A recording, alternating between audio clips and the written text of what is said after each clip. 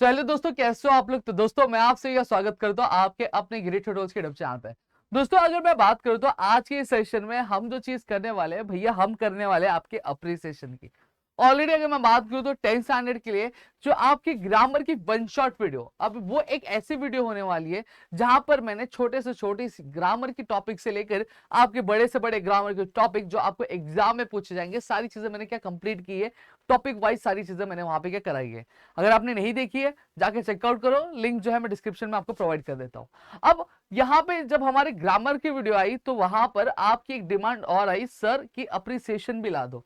अब कहीं ना कहीं अप्रिसिएशन में भी हमें थोड़ी सी दिक्कत क्या आती है, तो उसी का क्या आपका सोल्यूशन लाते हुए आज हम अप्रिसिएशन आपके लिए लेकर आए। अब यहाँ पे आप देखोगे तो अप्रिसिएशन की देखो किस तरह से पूरी जो तैयारी है वो हमने यहाँ पे क्या करके हम क्या लाए आपके लिए। आप देख सकते हो सारी चीजें यहाँ पे और कितने कलरफुल तरीके से कि आपके लिए लाए।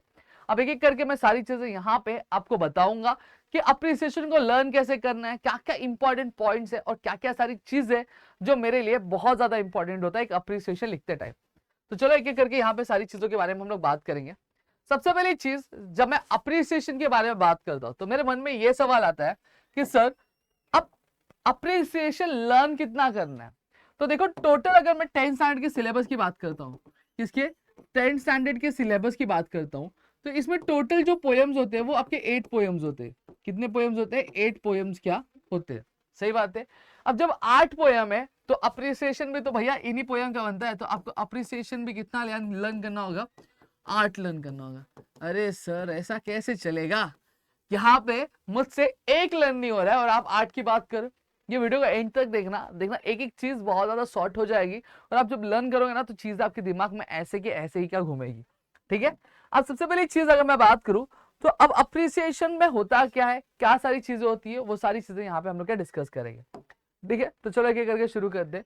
सबसे पहली चीज appreciation where the mind is without fear, ये हमारा पहला अप्रिसिएशन जो हम लोग आज क्या करने वाले हैं। थोड़ा सा कैमरा में ये है, मैं इसको सेटल कर देता हूँ 2 मिनट गाइस। हाँ, अब एकदम प्रॉपर है। इसको हम लोग ऑटो कर देंगे भाई। अब मैं एकदम क्लियर दिख रहा हूँ। हाँ, चलो अब हम लोग क्या स्टार्ट करते हैं। ठीक है। अब यहाँ पे अगर मैं बात करूँ तो where the mind is without fear. अब अप्रिसिएशन लिखना कितना होता है, सबसे बड़ा सवाल ये होता है कि सर हमें यही नहीं पता है कि अप्रिसिएशन लिखना कितना है। मेरे टीचर ने तो बताया था कि भैया कि 1.5 पेज लिखना है, यानी 1.5 पेज का अप्रिसिएशन लिखना है। अब इतना बड़ा बड़ा अप्रिसिएशन वो इंग्लिश के लिए मैं कैसे लर्न करूंगा, कैसे मेरी चीजें होंगी। तो आपको इतना नहीं लिखना हो रहता है। आपको जो अप्रिसिएशन लिखना रहता है वो आपके 8 से 10 लाइन का क्या आपको अप्रिसिएशन का लिखना रहता है। ठीक है। चलो सर ठीक है, आपने एक टेंशन तो कम कर दिया कि 8 से 10 लाइन का क्या अप्रिसिएशन का लिखना रहेगा। अब मुझे एक चीज बताओ, ये 8 से 10 लाइन में लिखेंगे क्या, क्या तरीका होगा। तो देखो बताता हूँ। जब आप अप्रिसिएशन लिख रहे हो तो अप्रिसिएशन लिखते टाइम आपको किन किन चीजों का ध्यान रखना है। सबसे पहली चीज, जब कभी भी आप अप्रिसिएशन लिखते हो तो सबसे पहली चीज आपको पोएम का नाम लिखना रहता है, उसमें मेंशन करना रहता है। दूसरा, आपको पोएट का नाम वहां पे मेंशन करना रहेगा। तीसरी चीज अगर मैं बात करूं तो पोएम में राइमिंग स्कीम है कि नहीं है, ये भी चीज आपको वहां पे क्या बतलानी पड़ेगी। और फिर अगर मैं बात करूं तो साथ ही साथ फिगर ऑफ स्पीच कौन सा है ये भी आपको बताना पड़ेगा। और लास्ट, थीम। मेन जो एलिमेंट होता है आपका, ये 4 पॉइंट्स, आपके 5 पॉइंट्स तो आपके अप्रिसिएशन में रहने ही रहने चाहिए। क्योंकि ये आपका जब कभी भी एग्जामिनर आपका पेपर चेक करेगा तो सबसे पहली चीज यही चीज नोटिस करता है कि ये जो 5 एलिमेंट्स है आपके इसमें है कि नहीं, इसमें किसमें मतलब आपके अप्रिसिएशन में है कि नहीं। अगर आपने ये लिख लिया तो काम आपका, काम 25 बोलते हैं ना, तो वो काम आपका हो जाएगा। अब सबसे पहली चीज, अब मुझे एक एक चीज लर्न कैसे करनी होगी। तो चलो सबसे पहली चीज मैं आपको क्वेश्चन का पैटर्न समझा देता हूँ कि एग्जाम में मुझे क्वेश्चन किस तरीके से पूछा जाएगा। देखो अगर मैं एग्जाम की अगर बात कर रहा हूँ तो एग्जाम में आपको जो क्वेश्चन आएगा, देखो आपका पोएट्री वाला एक सेक्शन है। ठीक है। अब इसमें टोटल जो पोएम्स पूछने जाने वाले वो आपको 2 पोएम पूछे जाएंगे। सबसे पहला जो पोएम रहेगा उस पोएम पे आपको पोएम दिया रहेगा और उससे रिलेटेड जो एक्टिविटीज दी रहेंगी, जो आपको क्या करनी रहेंगी, आपको क्या सॉल्व क्या करनी रहेंगी, यानी एक्टिविटी बेस्ड क्या पोएम रहेगा। अब दूसरी चीज जो आपको करनी रहेगी वो क्या करना रहेगा। दूसरा जो चीज आपको करना रहेगा भैया, एक पोएम और दिया रहेगा आपको जिसपे आपको अप्रिसिएशन क्या लिखना रहेगा। ठीक है। इतनी चीजें क्लियर हुई। अब एक चीज मैं आपको बता दूं, अब ये वाला पोएम अलग रहेगा और ये वाला पोएम अलग रहेगा। अब आप ये सोचोगे कि यहाँ इस पोएम में अगर where the mind is without fear दिया है, तो क्या इस पोएम में भी, इस क्वेश्चन में भी where the mind is without fear रहेगा? नहीं, अलग अलग क्वेश्चन पूछे जाएंगे, अलग अलग पोएम क्या दिया रहेगा। क्लियर होगा? अब यहाँ पे अगर मैं बात करूं तो इस वाले पोएम की बात करता हूँ, तो इस वाले पोएम की अगर मैं जब बात करता हूँ, तो आपको क्वेश्चन में जो पोएम दिया रहेगा उस पोएम में सारी चीजें मेंशन रहेगी। सबसे पहली चीज क्या मेंशन रहेगी? पोएम का जो टाइटल रहेगा वो मेंशन रहेगा, पोएट का जो नाम रहेगा वो भी क्या रहेगा, आपका फुल टू क्या मेंशन क्या रहेगा पूरे अच्छे तरीके से। समझ में आ गया? तो यहाँ पे आपका काम खत्म हो गया कि आपको जब टाइटल आपको पोएम में लिखना है और पोएट का नाम जो आपको लिखना है वो आपको लर्न करने की जरूरत ही नहीं, वो आपका एज इट इज ऑलरेडी आपको क्वेश्चन में मेंशन रहेगा, बस आपको चीजें देख के लिखनी रहेगी। सर ये क्या कह रहे हो? हाँ भाई यही कह रहा हूँ, झूठ है लग रहा है तो पीवाईक्यूज देख लो, जितने भी पीवाईक्यू देखोगे अप्रिसिएशन पूछा गया 10th स्टैंडर्ड को, तो वहां पे आपको पोएम का टाइटल और पोएट का नाम दिया हुआ रहता है भाई, दिया हुआ रहता है। समझ में आ गया? तो टेंशन मत लो इस चीज का। अब ये पहला मैं समझा रहा हूं, तो देखो सबसे पहली चीज एक चिंता मैंने कम कर दी। अब आगे राइमिंग स्कीम का, फिगर ऑफ स्पीच का और सेंट्रल आइडिया का भी मैं टेंशन कम करने वाला हूँ। बस वीडियो को एंड तक देखना और साथ ही साथ यार प्यारा सा कमेंट कर दो। और अगर पर्सनली पढ़ना चाहते हो, 1-to-1 पढ़ना चाहते हो, सारी चीजें देखना चाहते हो, तो हम यूट्यूब पे तो सारी चीजें ला रहे हैं, लेकिन साथ ही साथ हमारे रिकॉर्डेड सेशंस भी है, आप उसे भी क्या चेकआउट क्या कर सकते हो। ठीक है? आप पे हमारे लिंक जो है डिस्क्रिप्शन में दिए, जाके ज्वाइन क्या कर सकते हो। सिर्फ लैंग्वेजेस की नहीं, आपका साइंस हो गया, मैथ्स हो गया, इसकी भी बहुत सारी चीजें है। ठीक है? अब यहाँ पे देखो सबसे पहली चीज क्या दिया, टाइटल दिया, तो एक लाइन बना देते, एक ड्राफ्ट में आपको दे देता हूँ। क्या ड्राफ्ट मालूम है क्या? द पोएम टाइटल्ड एज, क्या नाम है, where the mind is without fear, is written by famous poet Rabindranath Tagore. Learn कर लो, जितने भी पोएम रहेंगे सब में सेम लाइन, पहली लाइन तो सेम ही चिपका देना। क्या? कि the poem titled as where the mind is without fear is written by the famous poet Rabindranath Tagore. देखो अब देखो आगे आगे भी बताता हूँ।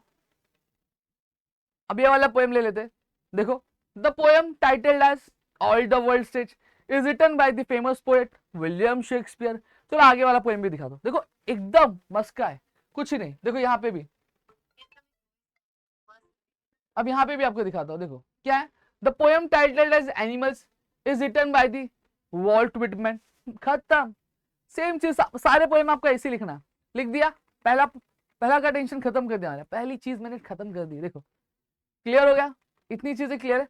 अब नेक्स्ट चीज आपको जो करनी रहेगी वो क्या करनी है, ये हो गया। अब यहाँ पे क्या दिया आपको, दूसरा राइमिंग स्कीम दिया है। क्या दिया आपको? Rhyming scheme. अब सबसे पहली चीज, जब कभी भी हम पोएम पढ़ते तो जनरली हमने क्या देखा, हमने ये देखा है कि ये जो पोएम की लाइन लिखी रहती है, ठीक है, ये पोएम के लाइंस होते हैं जो स्टैंजा में कंसिस्ट करते हैं। ठीक है? अब इनका जो आखिरी वर्ड होता है, जैसे फॉर एग्जांपल हाय है, लाए है, फ्लाई है, ठीक है, अब इनकी अगर मैं बात करूं तो ये कहीं ना कहीं एक दूसरे से क्या होते हैं, राइम होते रहते हैं। सही बात है, तो इन्हें हम क्या बोलते हैं, राइमिंग वर्ड बोलते हैं। अब इन केस फॉर एग्जांपल अब ये राइम नहीं कर रहे हैं, राइमिंग स्कीम बनेगा नहीं बनेगा। तो जब राइमिंग वर्ड नहीं होता है किसी पोएम में, उसी की चीज को तो हम लोग क्या बोलते हैं, आपका फ्री वर्ड्स बोलते हैं। क्या बोलते हैं दोस्तों उसको हम लोग, आपका फ्री वर्ड्स क्या बोलते हैं। इतनी चीजें क्लियर है? समझ रहे हो कि नहीं समझ रहे हो? ठीक है, तो आप क्या लिखोगे, देखो पोएम पहले बता दिया, the poem titled as where the mind is without fear is written by the famous poet Rabindranath Tagore. Clear हो गया, इतनी चीजें क्लियर हो गई। दूसरा क्या लिखना है, the poem does not contain rhyming word, so there is no rhyming scheme in the poem, so the poet has used previous style of writing the poem। खत्म, बात ही खत्म, विषय संपला। क्लियर हो गया, इतनी चीजें लिख दी आपने। अब आगे बात करते, अब यहाँ पे फिगर ऑफ स्पीच की बात करो। अब ये राइमिंग स्कीम का भी मैं टेंशन आपका खत्म करने वाला, टेंशन मतलब अभी बता रहा हूँ। ठीक है, अब फिगर ऑफ स्पीच आ गया। अब फिगर ऑफ स्पीच क्या होता है, ऑलरेडी मैंने जो वन शॉट बनाया ग्रामर का उसमें मैंने बताया कि फिगर ऑफ स्पीच बेसिकली करता क्या है, करता ये है कि आपके जो सेंटेंसेस होते हैं उसको ब्यूटीफुल बना देता है। तो वही लिख दो।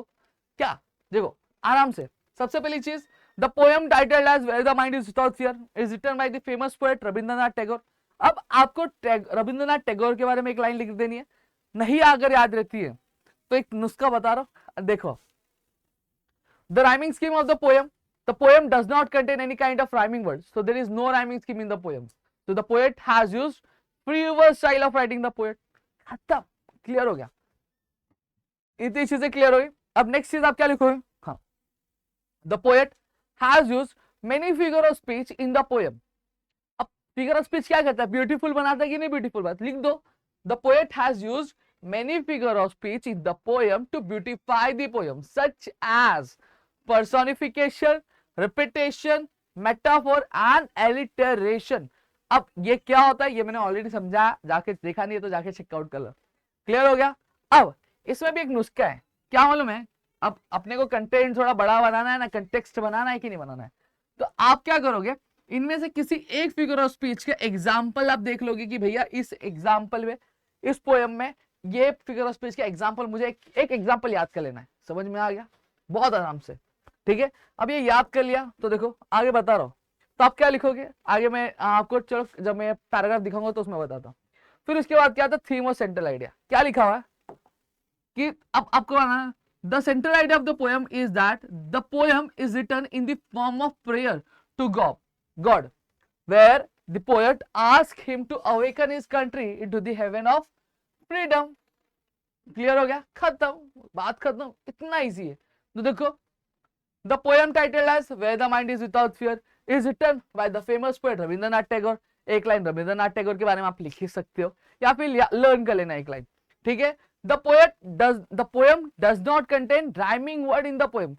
rhyming word नहीं तो rhyming scheme बनेगा नहीं बनेगा, so there is no rhyming scheme formed in the poem, so the poet has used free verse style of the writing the poem। Clear हो गया। अब नेक्स्ट क्या बनेगा, next the poet has used many figure of speech in the poem to beautify the poem such as personification, repetition, metaphor, alliteration, etc. Khatam। The theme or the central idea of the poem is that the poem is written in the form of prayer to God, where he asks him to awaken his country into the heaven of freedom। खत्म, बात ही खत्म हो गया। देखो इतने आराम से आप मार्क्स स्कोर कर सकते हो, इतने आराम से आप अप्रिसिएशन का लिख सकते हो। अब कुछ नुस्खे बताता हूं लिखने के। देखो ये लिख दिया, अब ये जो मेरी ट्रिक है ये ब्रह्मास्त्र हो सकती है आपके लिए। अब सबसे पहली चीज राइमिंग वर्ड की बात करता हूं। अब राइमिंग वर्ड आपको नहीं आता है, अब जैसे फॉर एग्जांपल राइमिंग स्कीम नहीं लर्न करना आपको, तो क्या करने का, तो सीधी सीधी बात बताता हूँ। तो देखो चुपचाप क्या करना है, अब ये राइमिंग आपको वर्ड दिया है, ठीक है। अब आपको देखना है कि अब यहाँ पे जो वर्ड है, जैसे हाई हो गया, ट्राई हो गया, तो उसके बाद अगर मैं बात करूं ऊन हो गया, समझ में आ गया, हाई ट्राई ऊन। अब यहाँ पे अगर मैं बात करूं तो क्या राइमिंग वर्ड है, वर्ड के एंडिंग में राइमिंग वर्ड है, हाँ राइमिंग वर्ड है, तो लिख देने का the rhyming, there is the poem consist the rhyming word, so the rhyming scheme for the poem. अब राइमिंग स्कीम कैसे बनेगा, पहले वाले लाइन को अगर राइम है तो ए लिख दो, दूसरा वाला राइम कर रहा है क्या, हाँ राइम कर रहा है, तो उधर ऊपर ए लिखा दो, इधर भी ए लिख देने का। समझ में आ गया। फिर ये राइम कर रहा है, नहीं राइम कर रहा है, तो यहाँ पे बी लिख दोगे। समझ में आ गया। फिर उसके बाद अगर मैं बात करूं, हम लिख देते कोट, राइम कर रहा है नहीं, तो यहाँ पे हम लोग सी लिख देंगे। समझ में आ गया। तो पहले स्टांजा का आपका राइमिंग स्कीम क्या बन गया, ए बी सी। क्लियर हो गया। तो इस तरह से राइमिंग स्कीम क्या बनाया जाता है। राइमिंग स्कीम का भी टेंशन खत्म कर दिया। पोयम दी रहेगी, राइमिंग स्कीम लर्न ही मत करके जाओ, सीधी सीधी बात बोलता हूं। क्या आपको उधर चुपचाप पोयम देखना है, पोयम में देखो राइमिंग वर्ड आ रहा है क्या, नहीं आ रहा, अगर आ रहा होगा तो राइमिंग स्कीम इस तरह से बनाते, अगर राइमिंग वर्ड नहीं है तो चुपचाप क्या लिख दोगे, फ्री वर्ड्स स्टाइल लिख दोगे। समझ में आ गया। इतनी चीजें क्लियर है, खत्म। देखो इसका भी टेंशन मैंने खत्म कर दिया। हाँ, अब बहुतों को क्वेश्चन ये रहेगा कि सर पहले स्टांजा हो गया और फर्स्ट स्टांजा खत्म हो गया, अब जब सेकंड स्टांजा होता है तो क्या अब मुझे कंटिन्यू करना है, जैसे कोर्ट तक यहाँ पे फर्स्ट स्टांजा में है तो यहाँ पे मैं डी ई नहीं, जब पहला स्टांजा खत्म हो गया तो वापस ए से स्टार्ट करो। अब यहाँ पे फॉर एग्जाम्पल ये वाला वर्ड और ये वाला वर्ड राइम कर रहा है तो यहाँ पे मैं ए लिखूंगा, ये वाला वर्ड भी राइम कर रहा है तो मैं वापस ए लिखूंगा, अब ये वाला वर्ड नहीं राइम कर रहा तो यहाँ पे मैं बी लिख दूंगा, तो वापस ए बी से क्या स्टार्ट होता है। क्लियर हो गया। देखो यहाँ पे आपके मैंने 2 मार्क्स से काम तो खत्म कर दिए, ठीक है। अब मैंने एक चीज बोली आपको कि आपको पोएट के बारे में एक लाइन क्या याद कर लेनी है, ठीक है। अब पोएट के बारे में एक लाइन अगर नहीं याद है तो उसमें क्या करना है, उसमें भी चलो मैं बता देता हूँ। तो उस चीज में आपको क्या करना रहेगा मालूम है कि अब आपको कुछ ना कुछ तो पोएम के बारे में पता होगा, सेंट्रल आइडिया तो आपको पोएम के बारे में पता होगा। अब वो सेंट्रल आइडिया आप चुपचाप पोएट के बारे में लिख दो, बस। इसकी टोपी उसके सर, उसकी टोपी इसके सर वाला काम क्या करना है, मतलब आपको लिखना वही है, बस जो वर्डिंग से वो चेंज कर देने। समझ में आ गया। जो मतलब है थोड़ा सा चेंज कर देना है। इतनी चीजें क्लियर हो गई, डन। अब देखो यहाँ पे मैंने, अब फिगर ऑफ स्पीच भी आप पूछोगे, देखो अगर फॉर एग्जाम्पल आपको फिगर ऑफ स्पीच नहीं याद है, कुछ नहीं याद है, तो देखो एक चीज बताता हूँ, दो फिगर ऑफ स्पीच है जो ब्रह्मास्त्र काम करते हैं, एक एलिट्रेशन होता है और एक आपका रिपीटेशन होता है। ये आपको हर पोयम में कहीं ना कहीं देखने मिल ही जाता है। चुपचाप लिख देना, चुपचाप लिख देना, कोई टेंशन नहीं, लेकिन मेरा सजेशन रहेगा कि एक बार नजर से घुमा लो फिगर ऑफ स्पीच को, आपको और ज्यादा इजी बन जाएगा। इतना चीज क्लियर है? देखो ये चीज है। अब सेम पैटर्न, अब ये समझाने में मुझे थोड़ा टाइम गया था, अब इसके बाद वाली जो चीजें एकदम आराम से जाएगी। देखो बहुत इजी ट्रिक है। देखो क्या है, the poem where the mind is without fear is written. अब ये डायरेक्ट लिखा है, लेकिन मैंने जो बताया वो लिखो आप। The poem where the mind is without fear by Rabindranath Tagore is a prayer to God, लिख गया। The poem is written in the free verse without any rhyming scheme, लेकिन हमें कंटेक्स्ट बड़ा करना है, तो मैं क्या लिखूंगा, the poem does not contain any kind of rhyming words, so there is no rhyming scheme form in the poem, so the poet has used, so the poem is written in the free verse style. ठीक है, there are many figure of speech to beautify the poem such as repetition, metaphor, alliteration. अब मैंने क्या बोला था, मैंने बोला था कि भैया एक इंपॉर्टेंट फिगर ऑफ स्पीच है। क्या फिगर ऑफ स्पीच, एक ध्यान में रख लेना है, लिख दो the important figure of speech in the poem is, जिसका एग्जांपल याद होगा उसी का नाम चिपका देना। मुझे अलिट्रेशन का याद है एग्जांपल, तो मैं अलिट्रेशन लिखूंगा। मुझे रिपीटेशन याद है तो मैं रिपीटेशन लिखूंगा। मुझे अगर भैया मेटाफोर का याद है तो मैं मेटाफोर लिखूंगा। अगर हाइपरबोल का याद है तो मैं हाइपरबोल लिखूंगा। मेरे हिसाब से मैं लिखूंगा। तो देखो मुझे ये याद था इसलिए मैंने ये लिखा, where tireless striving stretches its arms towards the perfection. Clear हो गया? फिर अब पोएम में अगर मैं बात करूं, देखो देखो देखो, in poem Tagore addresses God as my father. ये तो आपने पहले ही रीड किया होगा, एक बार रीड कर लोगे, दिमाग क्लियर हो गया। सेंट्रल आइडिया को कुछ नहीं कर सकते, सेंट्रल आइडिया तो आपको रीड करके जानी पड़ेगी। क्लियर हो गया? थोड़ा सा पोएम को समझना पड़ेगा। लिख दिया। अब फॉर एग्जांपल सेंट्रल आइडिया के बारे में आपको एक लाइन याद है, अब उससे रिलेटेड एक चीज लिख दो ना। अब पोएम अगर और आपको बड़ा करना है, अप्रिसिएशन, तो आप लिख दो उसमें आपको आपकी फेवरेट लाइन कौन सी है वो लिख दो। फेवरेट लाइन के बाद उसको एक्सप्लेन कर दो कि ये फेवरेट लाइन आपकी क्यों है, ये आप लिख सकते हो। समझ में आ गया कि नहीं आ गया? तो इससे आपका जो पोएम होगा थोड़ा और अप्रिसिएशन जो होगा थोड़ा और बड़ा बन जाएगा। यहाँ पे पहला पोएम आपको खत्म हो गया। दूसरा अप्रिसिएशन देखो क्या है, ऑल द वर्ल्ड स्टेज। पहला क्या है आप बताओगे, और चैट सेक्शन कमेंट सेक्शन में आपको मुझे लिख के बताना कि इसका क्या आएगा, इसका सेंटेंस क्या लिखोगे। क्या दिया, the poem titled as all the world stage is written by the famous poet William Shakespeare. ठीक है, the rhyming scheme, rhyming scheme नहीं है, ब्लैंक वर्ड्स है। ब्लैंक वर्ड्स क्या होता है चलो आगे समझाऊंगा। ठीक है, फिर फिगर ऑफ स्पीच क्या है, मेटाफोर, सिमिली, अलिट्रेशन, रिपीटेशन। देखो यहाँ पे भी अलिट्रेशन दिख रहा है और यहाँ पे भी आपको ये दिख रहा है, रिपीटेशन दिख रहा है। थीम क्या है, साइकिल ऑफ लाइफ। अब चलो देखेंगे क्या दिया है, सेम चीज लिखना है, कुछ नहीं है। The poem titled as all the world stage is written by the famous poet William Shakespeare. यहाँ पे आप ये वाला तरीका अपनाओ जो मैं बोल रहा हूँ। ठीक है, क्लियर हो गया? अब ये जो मैंने बोला है, एक लाइन आपको क्या करनी है, आपको पोएट के बारे में लिख देनी है। तो ये जो पोएम है ये किस में से लिया गया, एक प्ले में से लिखा है जिसका नाम क्या, एज यू लाइक इट, जैसा तुम्हें पसंद है।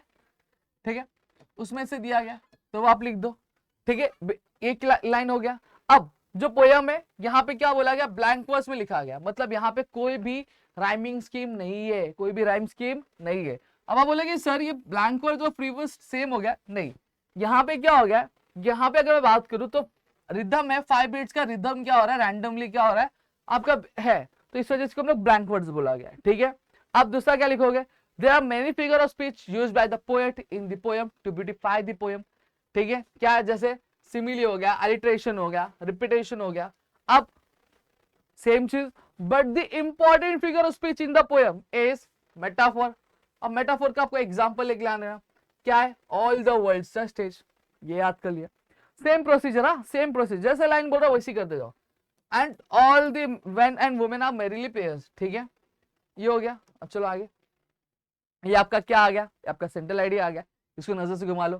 क्या शेक्सपियर ने क्या किया, हमारी लाइफ को एक स्टेज से क्या किया है, कंपेयर क्या किया है, जहां पर उसने पूरी लाइफ को क्या 7 स्टेजेस में, कितने स्टेजेस में, 7 स्टेजेस में एक एक को क्या डिवाइड किया।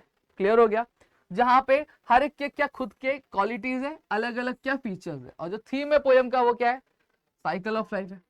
समझ में आ गया? It tell us how one starts as an infant. ये हमें बताता है कि हाँ एक जो इंसान होता है कैसे अपनी जिंदगी की शुरुआत, एक इन्फेंट मतलब नवजात शिशु, मतलब जो न्यूबॉर्न बेबी होता है उससे स्टार्ट करता है, और फिर खत्म कैसे करता है, जैसे सॉरी, स्टार्ट कैसे करता है, आपके एक इन्फेंट थे जिस टाइम पे भी वो हेल्पलेस होता है, कोई उसकी मदद नहीं करता, और जब वो मरता है तो सेम चीज सब कोई देखता रहता है लेकिन कोई मदद नहीं करता है।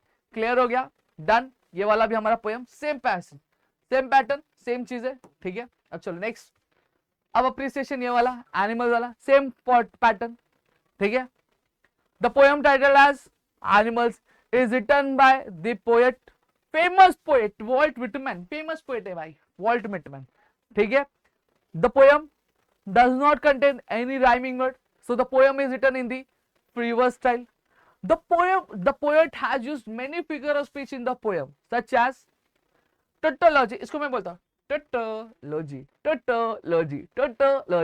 hyperbole, repetition और alliteration, ठीक है। The theme of the poem is क्या है, the theme or the central idea of the poem is animals are better than humans। अब खुद से एक लाइन एक्सप्लेन कर सकते हो कि नहीं कर सकते इसके रिलेटेड, एक लाइन फेंक दो, देखो यहाँ पे मैंने फेंका है, शायद नहीं फेंका है, ठीक है। देखो क्या है, द पोएम, ये बहुत हाईफाई लैंग्वेज में लिखा है लेकिन आप जो मैं लैंग्वेज बता रहा हूं उसमें लिखो, ठीक है। The poem animal is written by the poet Walt Whitman, the poet has broken away the form of the, ये सब मत लिखो भाई, ये सब मत लिखना ये भाई ये बहुत बड़ी लैंग्वेज में लिखा है, जो मैंने बताया उस हिसाब से लिखो, बहुत आराम से जाओगे। हाँ, यहाँ पे एक चीज है, आपको figure of speech, main figure of speech में बता देता हूं जो आपको लिखना है। The important figure of speech is repetition, ठीक है। क्यों, क्योंकि जो लाइन है they do not sweat they do not like, तो देखो यहाँ पे दे डू नॉट रिपीट हो रहा है बार बार, देखो दे डू नॉट, ठीक है। क्लियर हो गया, तो ये हमें क्या यहाँ पे लिखनी है, और बाकी क्या है आपका अलिटरेशन है, टोटोलॉजी है, हाइपरबोल है, ये सारी चीजें लिखी गई है। और central idea of the poem is that animals today are better than humans, और आपको एक लाइन कोई भी अपनी मर्जी से आप इसको थोड़ा सा और एक्सपांड करने के लिए क्या लिख दो, यहाँ पे आपका काम खत्म हो गया। नेक्स्ट क्या है, अप्रिसिएशन किसका, द पुल्ली, ठीक है। चलो क्या सबसे पहली चीज, टाइटल लिखो, क्या आएगा बताओ, 4 सेक्शन मुझे। The poem title as the pulley is written by the famous poet George Herbert, इसके बारे में एक लाइन में आगे देता हूं आपको। The poem contains rhyming word, so the rhyming scheme for the poem is A B A B A A B A B A. अब आप ये लर्न भी नहीं करोगे, फिर भी आपको आइडेंटिफाई कैसे करना मैंने बता दिया, आप इजिली कर सकते हो। फिर क्या दिया है, the poet has used many figure of speech in the poem to beautify the poem such as, क्या है, मेटाफोर है, पन है, इन्वर्जन और पैराडॉक्स, वो आपका हसल वाला पैराडॉक्स नहीं, ठीक है।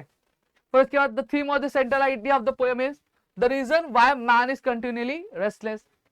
अब यहां पे देखो, the title of the poem is the pulley, the poet is George Herbert, आप ये मत लिखो, द पोएट, आप एक पैटर्न फॉलो करो, इजीली रहेगा आपके लिए। The poem title as the pulley is written by the famous poet George Herbert, ठीक है। अब यहाँ पे एक कॉमन चीज क्या है, हर एक स्टैंजा में कितनी लाइन है, 5 लाइन है, तो वो भी आप लिख सकते हो। Each stanza consist of 5 lines. The poem contains the rhyming word, so the rhyming scheme for the poem is A B A B A, ठीक है। The poet has used many figure of speech in the poem, ठीक है, such as, कहाँ पे गए भैया आप लोग, आपका पन है, इन्वर्जन है, पैराडॉक्स है, लेकिन but the main figures of speech या फिर but the important figure of speech in the poem is metaphor, क्या है आपका मेटाफोर है, ठीक है। जैसे दिया है द ग्लास ऑफ ब्लेसिंग, और इसको एक्सप्लेन कर देना आपको, देखो क्या दिया है, signifies the sum of all human qualities bestowed on a man. क्या बोला गया है, the glass of blessing basically क्या सिग्निफाई कर रहा है, क्या बता रहा है कि सारे जो ह्यूमन क्वालिटीज उसके बारे में क्या यहाँ पे हमें क्या बता रहा है, ठीक है। इतनी चीजें क्लियर हो गई, चलो अब आगे बढ़ते हैं। अब नेक्स्ट क्या आपका नाइट ऑफ द स्कॉर्पियन, ये वाला अप्रिसिएशन है, सेम पैटर्न देखो। The poem titled as The Night of the Scorpion is written by the famous poet Nizib Ezekiel, ठीक है। इसके बारे में एक लाइन लर्न करनी है आपको। The poem does not contain any kind of rhyming word, so the poem is written in the free verse style, ठीक है। The figure of speech क्या है, the figure of speech used by the poet is to beautify the poem is metaphor, alliteration, simile, ये लिख दिया आपने। फिर उसके बाद अगर मैं बात करूं तो क्या है, the theme of the poem is that it depicts the selfless and the unconditional love of mother, same pattern हमें फॉलो करेंगे, हम वैसे लिखेंगे। क्या लिखा है देखो, the poem title as night of the scorpion is written by the famous poet Nissim Ezekiel. ठीक है, क्लियर हो गया। अब आपने लिख दिया, एक लाइन आपको पोयम के बारे में लिख देनी है, हो जाएगा। फिर the poem does not contain any kind of rhyming word, so the poem does not have any rhyming scheme, so the poet has chosen free verse style to write the poem। Clear हो गया। फिर उसके बाद क्या, there are many figure of speech used by the poem, used by the poet in the poem, such as metaphor, simile, alliteration, antithesis, etc. But the important figure of speech in the poem is onomatopoeia। और example क्या दिया, and buzzed, ये भाई हाँ क्या दिया, and buzzed the name of God, and buzz the name of the God 100 times। तो buzz है, buzz ओनोपोटिया मतलब क्या होता है, जब कभी भी कोई साउंड आता है उसको हम लोग ओनोपोटिया बोलते हैं। फिर क्या दिया, अब पोयम में था क्या कि the poem depicts the selfless and the unconditional love of a mother who is stung by the scorpion। It also, ये क्या बता रहा है, पोयम बेसिकली बता रहा है आपके जो अनकंडीशनल एक सेल्फलेस लव जो होता है मदर का, उसके बारे में बता रहा है। साथ ही साथ ये हमें क्या एक्सप्लेन कर रहा है, जो केयर है और जो अफेक्शन है आपके विलेजर्स का और उनके जो एफर्ट्स का आपके जो माँ है उसके पेन को कंफर्ट करने के लिए, उसके बारे में ये चीज क्या बताई जा रही है। ठीक है, फिर आगे देखो, the will to win, same चीज। The poem title as the will to win is written by the famous poet Burton Braley. ठीक है, the poem does not contain any kind of rhyming word, it is written in the free verse style, but there are rhymes used in the poem randomly। अब कैसे वही बता, the poet has used many figure of speech in the poem to beautify the poem, such as repetition, climax, tautology, antithesis, etc.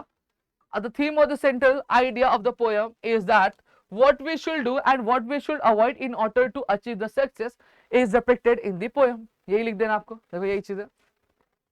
Burton Braley has written this inspirational poem The Will to Win। आप कैसे लिख सकते हो, the poem titled as The Will to Win is written by the famous poet Bertrand Bradley। This poem is an inspirational poem। खत्म। ठीक है, the poem does not contain any kind of specific rhyming, but the rhymes are used randomly in the poem, such as for it, of it, without it, about it, beg it, get it, sweat for it, pray for it, and so on। ठीक है, और दूसरा example क्या है, capacity, sagacity, tenacity, pen, brain. ठीक है, अब जो फिगर ऑफ स्पीच आपका यूज किया गया है क्लाइमेक्स से टोटोलॉजी और antithesis, but the important figure of speech use in the poem is repetition. ठीक है, जैसे दिया है फॉर इट, जो बार बार रिपीट हो रहा है। क्लियर हो गया। अब द पोएट क्या बता रहा है, poet in the poem give us an idea, give us an idea about what we should do and what we should not do in order to achieve the success in our life। खत्म। ठीक है, next क्या है, appreciation, a thing of beauty is a joy for ever. Same चीज, अब आप लोग बताओगे, the poem title as a thing of beauty is a joy for ever is written by the famous poet John Keats. Same चीज लिखना है। The poem have the rhyming words, contains the rhyming words, so the rhyming scheme in the poem is क्या है, ए A B B. ये तो आपको learn करने की जरूरत नहीं, मैंने बताया ए ए बी बी। और the rhyming scheme in the poets are rhyming words in the poems are rhyming couplets। rhyming couplets, couple मतलब क्या होता है, दो लोग। देखो यहाँ पे ए ए सेम सेम है कि नहीं, कपल हुए कि नहीं, बी बी कपल हुए कि नहीं, कपल हुए, तो इसलिए rhyming couplets बोला गया। ठीक है, फिर the figure of speech used in the poem are to beautify the poem are epigram, metaphor, antithesis, etc। अब इंपॉर्टेंट वाला मैं बताता हूँ आपको। अब क्या बोला है कि थीम क्या बोला, beautiful things give unending pleasure and can change our life. क्या बोला गया थीम, थीम ये है, the central idea of the theme of the poem is that the beautiful things give us unending joy and can change our lives too. Same चीज देखो, the poem a thing of beauty is a joy forever is written by the famous poet John Keats. ठीक है, it is taken, अब ये कौन सा poem से लिया गया है, आपके एंडीमेन से क्या लिया गया है। ठीक है, जो कि ग्रीक मैथोलॉजी पे बेस्ड थी। The rhyming scheme of the poem contains the rhyming word, so the rhyming scheme for the poem is a a b b। ठीक है, that is the poem is written in the rhyming couplets। rhyming couplets क्या होता है, मैंने explain कर दिया। There are many figure of speech in the poem are, there are many figure of speech used in the poem are metaphor, antithesis। ठीक है, but the main figure of speech is epigram. देखो यहाँ पे दिया है, a thing of beauty is a joy for ever, is a pithy saying expressing the idea of beauty in a clever way. Explain किया है, और central idea तो मैंने ऑलरेडी बताया। क्लियर हो गया? अब चलो आगे, the height of the ridiculous, same चीज है। ये देखो, क्या the poem title as the height of the ridiculous is written by the famous poet Oliver Wendell Holmes, ये आपको दिया रहेगा। The poem contains the rhyming word, so the rhyming scheme in the poem is ABCB। ठीक है, the poet has used many figure of speech in the poem to beautify the poem such as hyperbole, onomatopoeia, tautology, alliteration, etc. The theme or the central idea of the poem is that a funny poem, it is a funny poem simply written to entertain the audience for the enjoyment. अब देखो यहाँ पे, अब आपको main figure of speech ये रहेगा, वही बता देता हूँ। देखो, the poem height of the ridiculous is written by the Oliver, ये तो मुझे बार बार बताने की जरूरत नहीं है। इसमें मेन फिगर ऑफ स्पीच क्या, वो मैं आपको बता देता हूँ, तो आपके लिए इजी हो जाएगा। ठीक है, क्या आपका ट्रांसफर्ड एपिटेट है। ठीक है, अब लाइन कौन सी है, 10 days and nights with sleepless eye. The adjective sleepless should be the man and not for the eye. अब ये जो आपका ये होता है, क्या बोलते हैं, जो स्लीपलेस वर्ड है ये मैन के लिए यूज करना चाहिए, ना कि आई के लिए। ये यहाँ पे क्या बोला गया, क्लियर हो गया? और यहाँ पे अगर मैं बात करूं तो टोटल 8 के 8 पोएम मैंने पूरे यहाँ पे आपके लिए क्या कंप्लीट कर दिए। ठीक है, आई होप सो यहाँ पे आपकी चीजें जो होगी पूरी आपको क्लियर हो गई होंगी। और अगर आपको नोट्स चाहिए तो नीचे आप मुझे कमेंट कर दो, टेलीग्राम चैनल का लिंक भी दिया है, अब जाके ज्वाइन कर लो, मैं आपके साथ शेयर कर दूंगा। ठीक है, और यहाँ पे अगर मैं बात करूँ तो टोटल जो वीडियो है वो कुछ आधे घंटे के आसपास की बनी। हाँ, एक चीज में जो आपको एक्सप्लेन करना यहाँ पे रह गया मेरा, मैं आपको बता देता हूँ क्या रह गया। अब सबसे पहली चीज, सवाल ये आता है, आप एक चीज ध्यान में रखना, गलती मत करना। आप एक इंग्लिश मीडियम के स्टूडेंट हो, अब आप ये कंफ्यूज हो जाओगे, एक इंग्लिश मीडियम का स्टूडेंट और एक सेमी इंग्लिश के स्टूडेंट के अप्रिसिएशन में बहुत ज्यादा फर्क रहता है। समझ में आ गया? अगर आप एक सेमी इंग्लिश के बच्चे हो तो आप जो अप्रिसिएशन लिखते हो वो पॉइंट वाइज लिखते हो। ठीक है, कैसे लिखते हो वो बताता हूँ। जैसे मैंने इजी ट्रिक टू लर्न दिया था, मैंने जैसे टाइटल, पोएट, फिर उसके बाद आपका ये क्या बोलते हैं राइमिंग स्कीम, फिर figure of speech, central idea. अगर आप सेमी इंग्लिश के बच्चे हो तो आप इस तरह से लिखते हो, लेकिन आप एक इंग्लिश मीडियम के बच्चे हो तो आपको इस तरह से नहीं, आपको पैराग्राफ वाइज लिखना है, जैसा मैं दूसरे में बता रहा था। समझ में आ गया? एक सेंटेंस पूरा एक्सपांड करके लिखना रहेगा। इतनी चीजें क्लियर हो गई। अब एक चीज और यहाँ पे ध्यान देना है कि आप जब अप्रिसिएशन लिख रहे हो तो आपका जो पैराग्राफ बनना चाहिए, 3 पैराग्राफ आपका क्या बनता है, कितना, 3 पैराग्राफ आपका क्या बनता है। अब इसको डिवाइड कैसे करना वो भी मैं आपको बता देता हूँ। अब मैंने आपको टोटल कितनी चीजें बताई, 5 चीजें बताई। टाइटल बताया मैंने, पोएट का नाम बताया मैंने, ठीक है, दूसरा क्या क्या बताया मैंने, राइम स्कीम,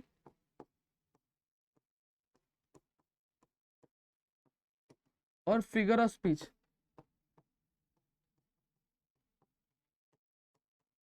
ठीक है, फिर तीसरी चीज जो मैं यहाँ पे बताने वाला आपको वो क्या है, आपका सेंट्रल आइडिया। अब आपका जो पैराग्राफ होना चाहिए तीनों, वो इसी तरह से क्या डिवाइड होना चाहिए। पहले पैराग्राफ में आपका क्या आएगा, टाइटल और पोएट, वो ज्यादा से ज्यादा 2 से 2.5 लाइन की जाएगी, उससे ज्यादा नहीं जाएगी। समझ में आ गया? उससे ज्यादा आपको लिखना भी नहीं है। क्लियर हो गया? जहां पे आप पोएट का नाम लिखोगे, पोएम का नाम लिखोगे और पोएट के बारे में 1 लाइन लिखोगे। क्लियर हो गया?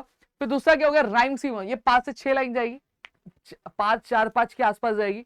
ठीक है, तो वो आपको लिखना कितना हो गया, 2 और 5 कितना हो गया, 7 लाइन हो गया यहाँ पे। प्लस सेंट्रल आइडिया आपको 3 लाइन का लिखना रहेगा, तो कितना हो गया आपका, 10 लाइन आपकी अप्रिसिएशन की हो गई, और 5 मार्क्स के लिए आने वाला है।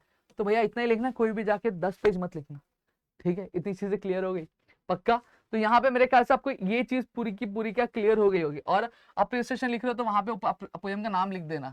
ठीक है, तो यहाँ पे मेरे ख्याल से आपको पूरी चीजें यहाँ पे मैंने बता दी। आपको मैंने बता दिया टाइटल पोएट का जुगाड़, राइम स्कीम का जुगाड़, फिगर ऑफ स्पीच का भी जुगाड़, सेंट्रल आइडिया को भी कैसे फेंकना है थोड़ा सा वो भी मैंने बता दिया। ठीक है, तो यहाँ पे पूरी चीजें कंप्लीट हो गए। अब आपको क्या चाहिए प्लीज मुझे कमेंट सेक्शन में बता देना, तो हम आपके लिए उस तरह से क्या चीजें क्या लेकर आएंगे। ठीक है, तो आई होप आपको चीजें अच्छी लगी। और अगर आप 1-to-1 चीजें सीखना चाहते हो, लैंग्वेजेस की चीजें आ रही है, साथ ही साथ आप 1-to-1 चीजें हमसे इंटरेक्ट करके सीखना चाहते हैं, तो नीचे डिस्क्रिप्शन में आपको ऐप के लिंक दी है। दंगल बैच चालू है भाई, दंगल बैच में एक अलग ही दंगल मचा हुआ है, सारी चीजें आपके लिए आ रही है। आपको साइंस की चीजें आ रही है, आपको मैथ्स की चीजें आ रही है, आपको इंग्लिश आ रहा है, हिंदी आ रहा है, मराठी, सारी चीजें A to Z आ रही है। कुछ डाउट है, नहीं समझ आया, आके पूछ लो, हम बता देंगे।